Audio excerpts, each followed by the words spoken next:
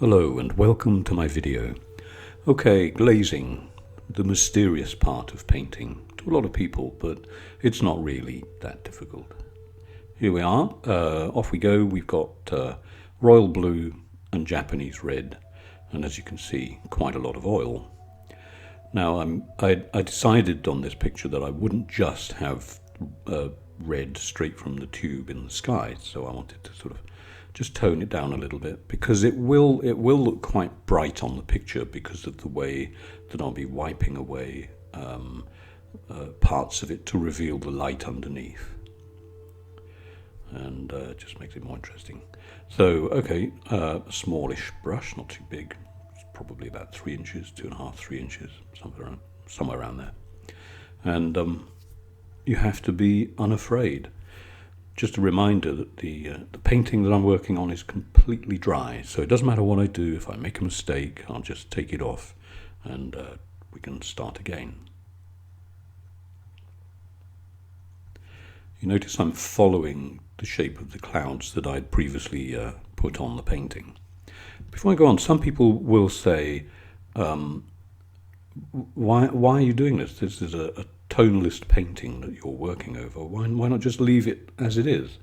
Well, sometimes I do, sometimes I don't. It depends on how I feel. But at the moment, a lot of people have asked about glazing, so I consider it my job to show you how. It's just a painting after all. Don't forget what I said in my previous videos. Don't become attached to your painting. If you do, you'll fuss over it, and you'll sort of tickle away at it and end up with a very stiff picture. Keep it loose. Keep everything about your painting loose. Your whole attitude to painting. Relax. There's another YouTuber, an amazing artist called David Dunlop, and he summed it up quite well. He said something about relax. You have better access to stored memory when you relax. Interesting point. It's always made me wonder about when people tell you a joke, because you're in a humorous mood and it makes you laugh, you tend to remember it. Most people do. Some don't. Most people do. And it's because of the condition that your brain is in at the time. It's relaxed, and you're open and receptive to learning things. So without me going on too much about all this, first thing I'd just like to say, another first thing. I've got lots of first things. Please subscribe. If you like my channel, please subscribe. It makes a big difference to YouTubers. We really need people to subscribe. It helps us to survive, because obviously it makes us a little bit of money, and of course everybody needs a little bit of money. If you're an artist, you know the cost of paint and materials. You can start cheap, and you will end up spending a little bit of money. I guarantee the more you get into painting and art, the more you'll go for 1 or 2 really good brushes, maybe more, a decent easel. You don't want something that wobbles all over the place. What else? Yeah, you've got to get the oils, and then you need a palette, and then you need a table to put it all on, and the cost goes up. And of course, making videos like this takes time. Apart from the fact you have to do the painting, well, you don't have to. Well, you do. You have to do the painting. And then you've got to make the video, and you've got to edit it together, and then you've got to learn the editing. Some of them are quite tricky. This editing software that I use is amazing. It's actually quite simple, even for an old guy like me. It's maybe I'll put a link at the end. Actually, it's really worth knowing. I've tried lots of video editors. Some of them completely fried my brain, frankly. This one is quite basic and quite logical. It's possibly the most logical one I've found. I'm not being paid to say this, by the way. This is just my personal opinion. So let's state the obvious. That's my left. Is that my left arm or my right arm? That was my right arm, holding a piece of kitchen paper. And the whole thing about glazing is that you put a colour on and then you take it off, and you reveal the bits that you don't want the glaze to go on. It's a quick way of laying down colour so that you're not spending hours tickling on top of a painting trying to blend things in, because this automatically blends. Don't know why they call it glazing. I think it should be called blending, but there you go. So I'm wiping away to reveal the light that was already there underneath. So along the horizon there, and then I'm working down where the paint went onto the landscape. I want to leave some of the colour there, but some I want to take away. So and that little bit of paper's had it. So new piece. Always change your paper. If you want to cover the whole thing in a tone, that's fine. Keep using the same bit of paper. Although beware of it falling apart and leaving little bits of paper on your painting, obviously. But this is clean paper now that I'm using to wipe through the red to reveal some light spots on the landscape.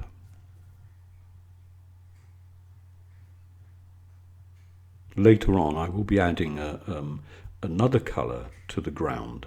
At the moment, the ground and the sky aren't really going together as well as I would like. Although, having said that, of course, I might completely change my mind and decide that it does look okay. Because you know what? The rules in painting, there are no rules. You do what looks good. You do what looks right. If it doesn't look right, step back, think about it, change it. If it looks good, leave it. Goes back to that old saying, if it isn't broken, don't fix it. So up in the sky there, just taking the paint off to reveal the clouds that I had underneath. Now once I've done this, what I'm going to be doing a bit later on is applying some more white on the sky. I suppose it's still glazing in a way, because I'll be putting it on, wiping off, smearing and pushing the paint around. So it is glazing.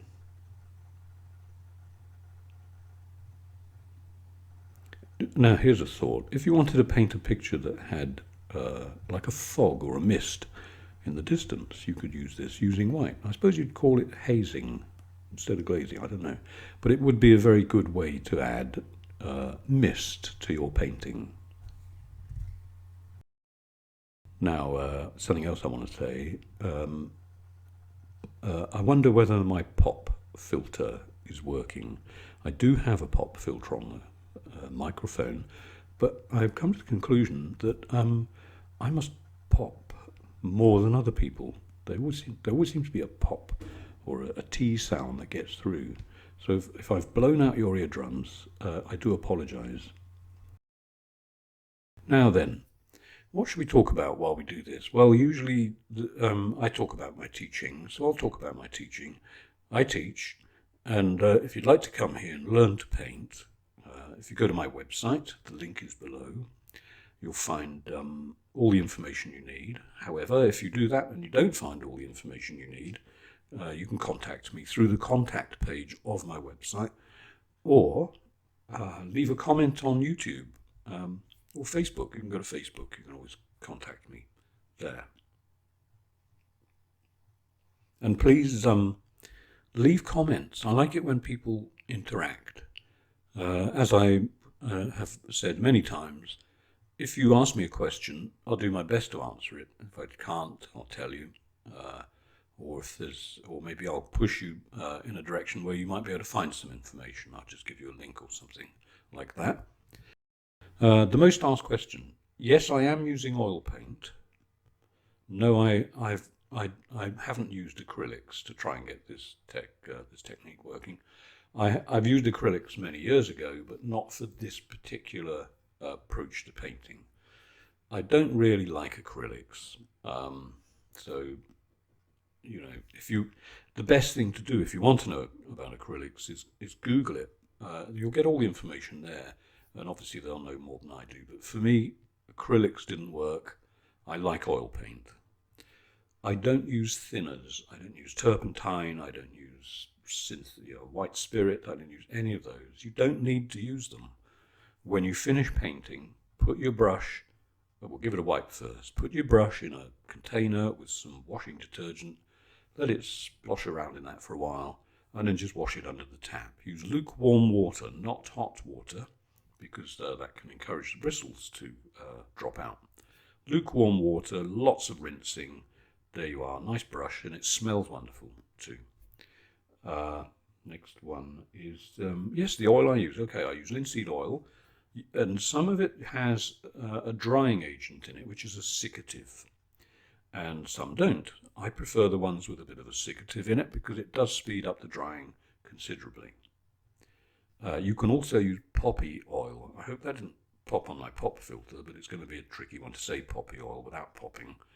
So let me just move my head away. Poppy oil. Maybe that'll be better. Wonderful stuff, lovely. It's actually quite a fast drying oil. That's good. You can use alkyd. Now, alkyd is some kind of chemical they made up. It's an interesting smell on it. It's not too bad. It's bearable. But alkyd is okay if you don't want to use oil. Reasonably fast drying. Unfortunately, it comes out of a small bottle, which means that it's expensive. And it comes out like a sort of gel. It's almost like, well, it's a little bit like frog spawn. But as soon as you mix it with paint, it turns into a liquid. And that's pretty good stuff. What else we got? Yeah, my board. Okay, my board is 5mm plywood.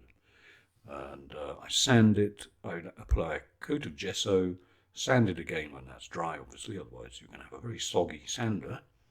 And then another coat. So basically there are 3 coats with a sanding between each coat. And off you go. You can do this on canvas. However, the paint will soak into the tooth of the canvas and it's quite tricky to wipe back. So bear that in mind. My brushes are hardware store brushes, not expensive, and they clean up quite well. My paintings are done from my imagination or from my memory. I'm quite lucky with my memory. It's slightly eidetic, which means that I remember stuff, I remember images, and I can retain them in my head for years. So if I go somewhere and I see somewhere nice, don't really need a camera, I just stare at it for 3 or 4 minutes, and then it's locked into my head. Oh, yes, the other question I'm asked. Does the board warp? Because it's 5mm plywood, does it warp and bend?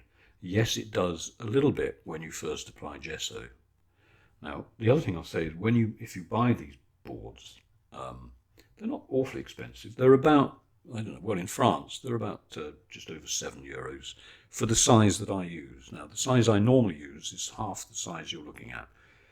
It's normally, well, not quite, 2/3 maybe. It's 80 centimeters wide by 60 centimeters deep. That's my size that I use for teaching people. This is a bit bigger. This is 120 wide by 60 deep. If you're going to paint a flat panoramic landscape, a bit of width helps. Yes, the boards will warp a little bit, but you want to keep them dry. So when you get one of these boards, don't leave it in a damp shed or a garage somewhere, because that will encourage bending. I keep mine in the house so that they're dry. Don't put them next to a radiator after you've done the gessoing. That doesn't particularly help. Just put them somewhere in the middle of a room on your easel, and eventually they'll even out.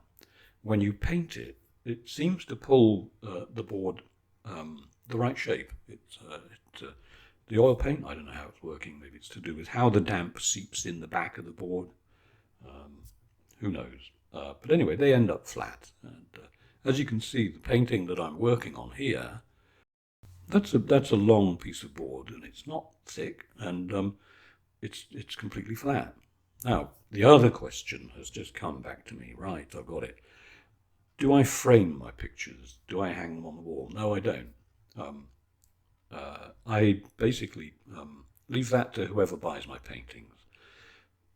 I advise people to frame them in quite a wide, chunky, gold gilt frame. It seems to suit this style of painting.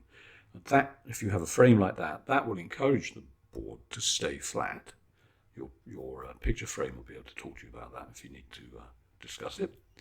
And the hooks that hang the picture are actually fitted to the frame. They're not fitted to the painting. And that is standard with even canvas paintings. Usually the hooks are fitted to the frame. Unless it's very thin and it's a canvas painting, they will paint, I mean the thin frame, not the painting. They will attach it to the stretcher that the canvas is on. So, but this type, definitely hooks in the frame. Let me just do a quick catch up on what we're looking at here. This is obviously my big brush, my wallpaper pasting brush, which I lightly run over the painting just to blur the sky a little bit. It's a really nice, quick effect. It doesn't matter that I've gone over the tree trunks underneath that tree there, because the whole point of glazing is that you wipe back. So I'll be clearing the paint away so that you can see the tree trunks. And in fact, I'm even pushing the white that I added in the sky over the top of the tree. Now I could leave that as if it's like a glow coming through, but I do wipe it back a little bit. You end up with a little bit of that effect, but not much. Just a little hint to help you get a more naturalistic look in your landscape is to not try to tidy nature up. If you go out and stand and look at a wood or even something like this, one thing that always hit me is how disorganized it is. And by that, I mean, well, we know it's disorganized because things grow where they decide to grow. But to reflect that in your painting, you really need to not try to be too organizing. Fine to organize the shapes in the painting to make your composition, but things like the edges of trees, if you blur them slightly, you'll get the effect of wind blowing through the leaves. The same with grass. Don't paint strands of grass that are too big, particularly down in the bottom of the picture in the foreground. There's this thing that people do where they paint what looks like large green dragon teeth poking up as separate blades of grass. Now, if you go out in your garden or wherever, look at the grass that's about 3 or 4 feet from you. It's minute, it's really small. Try and get that feeling of texture. Don't paint every blade of grass. Paint the impression that grass gives. So you're really picking up on the essence of nature. And also, really, if you think of painting as visual poetry, you're just getting over a feeling. The thing about poetry is that, sorry, I might have popped on my pop filter there. The thing about poetry is that it gives you a feeling. The words are condensed, usually, right down, so that they convey the message. And it's the same in painting. Get the feel of the landscape. You don't have to get trapped in the minute details. If you can say something simply and convey your message, trust me, it'll have a bigger impact on the person who is looking at your picture.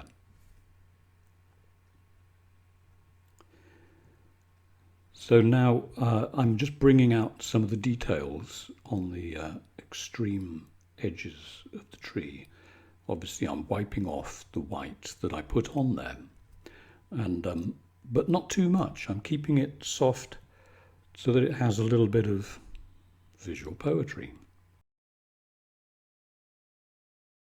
And don't forget, at this stage in the painting, the original underneath is completely bone dry. So if I feel that I make a mistake, I'll just take it off, backtrack a little bit, start again. Nothing is lost. You can't really make a mistake at this stage. Something I recommend to people when they paint, and I tell this to all my students, paint for about 20 minutes, half an hour, then go and do something else, or at least go away from your painting so you can't see it. And when you come back, you'll see the things that aren't quite right. I remember this was drummed into me in my student days. They always said, take breaks. You'll see something new when you get back. And it works.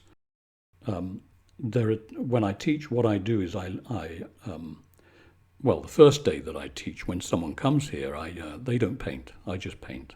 And I just talk as I'm painting, and I explain everything I'm doing and make it humorous as much as possible.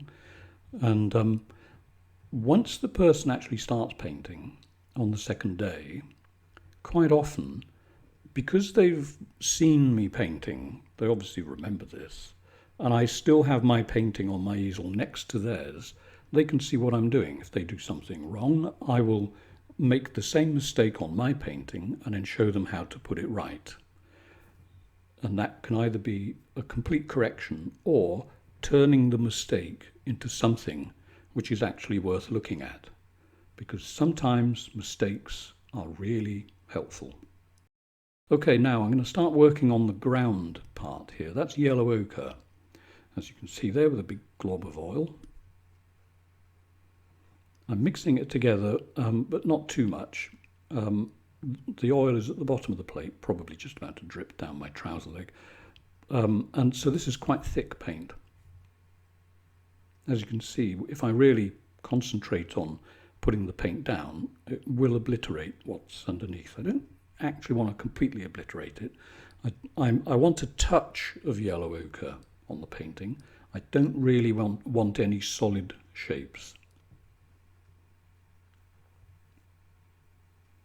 Here's another little tip for you. When you paint grass in the distance doesn't contain necessarily yellow. A lot of people think that to make grass look a long way away, to make it lighter, they say add yellow. Now, what you'll do if you do that is you will stop painting grass and you will start painting a yellow plant. Think about that. Grass, as it recedes away from you, usually contains more white, and then when it gets right into the background, it contains a little bit more blue. That goes for mountains as well, not just grass. Things contain more blue in the distance. What I've decided to do here now is to give a little hint that there may be a distant cornfield. So that's why I'm just concentrating over there, just to get a little bit of well, a corny look. Paper towel, essential bit of kit. If you're going to use paper, hopefully you're going to use paper towel if you want to get this sort of effect. There's several types. If you go into a shop and you buy the type of paper towel that you would have in your kitchen, it's usually very soft with a large pattern in it. That's not the one I would recommend. You need to get a sort of big industrial roll. You usually get those in hardware shops. And they tend to have a smaller pattern on them. By that I mean the embossed pattern that they put in the paper. Doesn't matter what's printed on it. In fact, the industrial roll usually won't have anything. It'll just be plain white. If you use the standard stuff you use in your kitchen, they're very soft and they will fall apart after a little bit of rubbing. So I would steer clear of them. You want something that's going to have a bit of strength to it. So there now I'm just bringing out some of the dark leading up to the trees, because I want to keep that in the foreground so that I have a definite line between that and the field behind. And I'm taking out some of the yellow that I put in the foreground. I won't take it all out, and I think you'll see a close-up later, and you'll probably get a clearer idea of how much I've actually left in the foreground. Every time my hand disappears out the picture, I'm turning the paper or using a new piece of paper. Once it's picked up paint, the only thing it's good for is moving that paint somewhere else. And what I'm doing is not that. I'm subtracting the colour. So every time my hand comes back, it's a new piece of paper so that I can effectively clean the paint away.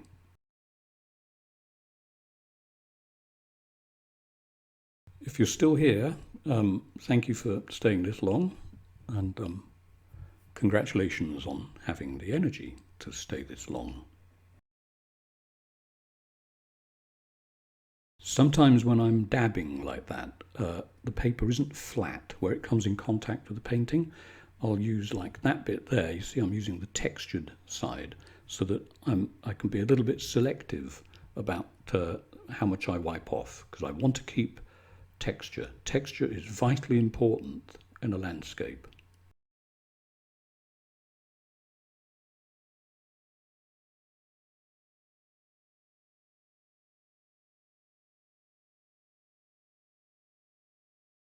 A little bit on my teaching. In August, well, I have two venues this year. One in June, which is full. I might have mentioned that earlier, but there's another one in August, and there are still spaces on that. That will consist of 5 days, or is it 6? Could be 5. I'll have to check. Where on the first day, for the first half of the day, the students will watch me produce something like this. It'll be much bigger than this. This is, I think I said earlier, it's 120 centimetres wide by 60 centimetres deep. And you get an idea of the size by looking at the painting in relation to the size of my hand. When I'm teaching at the venues, I'll be using a board, which is possibly double the size, double the width, double the height. Now then, that was that, and I'll show you a picture at the end of how that ended up. Painting number 2. This is another painting that I finished probably about 6 months ago, I think. This is just a quick demo that I did for one of my students at the end of the day. And it was just to use up the paint that was left on the palette. And on this one, as you can see, I'm adding yellow ochre again to the foreground. Just generally slopping it on, really. Doesn't matter where it goes at the moment. I'm not trying to produce the finished painting yet. That comes when I start with the paper towel. A little bit in the distance, not much. Didn't want to change that too much. I'll be adding more red to the sky soon, so I wanted that yellow on the hills to give the hint of a reflection of the sky on the hills. And once I've done the wiping on the foreground, I will add a little bit more of a twinkle to the water using a palette knife, and that will come quite soon. Taking the paint off, but not too much, because I do want the water to have a little bit of an amber look to it.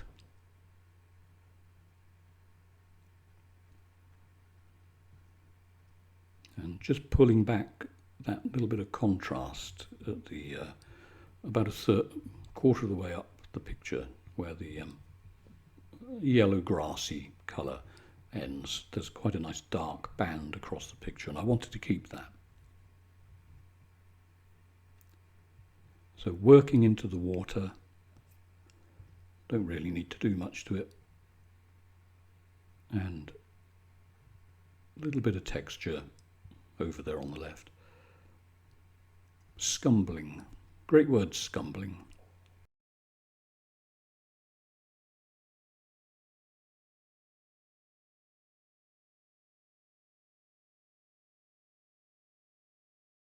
This segment of the video is quite short.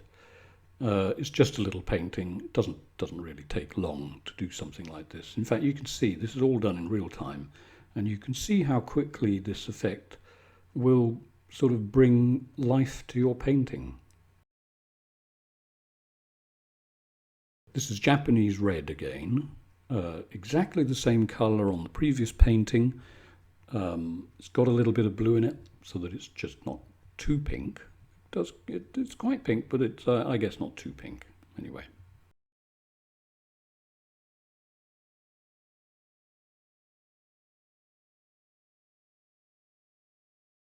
Something else I'd say to my students is about your mental attitude before you start painting. Relax. Take your time. Chuck the paint on. Don't care. if you're uptight when you start painting because you're afraid that you'll make a mistake, it will reflect in your picture. So do what I'm doing here. Literally, I'm not doing anything fussy or detailed. I'm just throwing the paint on so that it doesn't look well. I suppose one of my favourite words is fiddly. You know, you don't want a fiddly picture. If you imagine standing out looking at nature and you scan a landscape, really nice view in front of you, you're not seeing every single leaf. You're just seeing the impression that the scene in front of you gives you. Always keep that in mind. So a bit of softening on the sky, not too much. I don't add any white to the sky. See, I think there's probably enough there. Really, I want the attention to be between the sky and the landscape. I want people to look at the water, and I want them to see also look at the horizon. I'm heavily into horizons.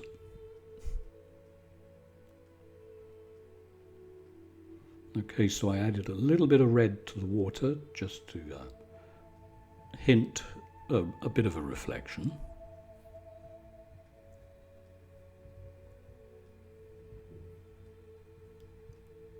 And any second now, the palette knife.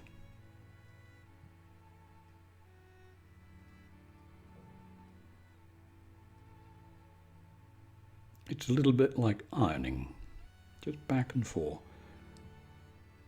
And again, as relaxed as possible, just a few little highlights. Didn't really want to overdo it, just a hint. If you can get by with a suggestion of something, that's fine. Don't get tied up in detail. So there we are, we're coming to the end. I hope you've enjoyed it, and I hope you've stayed with me all the way through. If you've enjoyed my video, please subscribe, and don't forget to hit the little bell button. That means that you'll get a notification next time I upload a video. I also have a Patreon page in case you feel like donating, but if not, I won't hold it against you. So, bye for now, and I'll see you on the next video. Take care.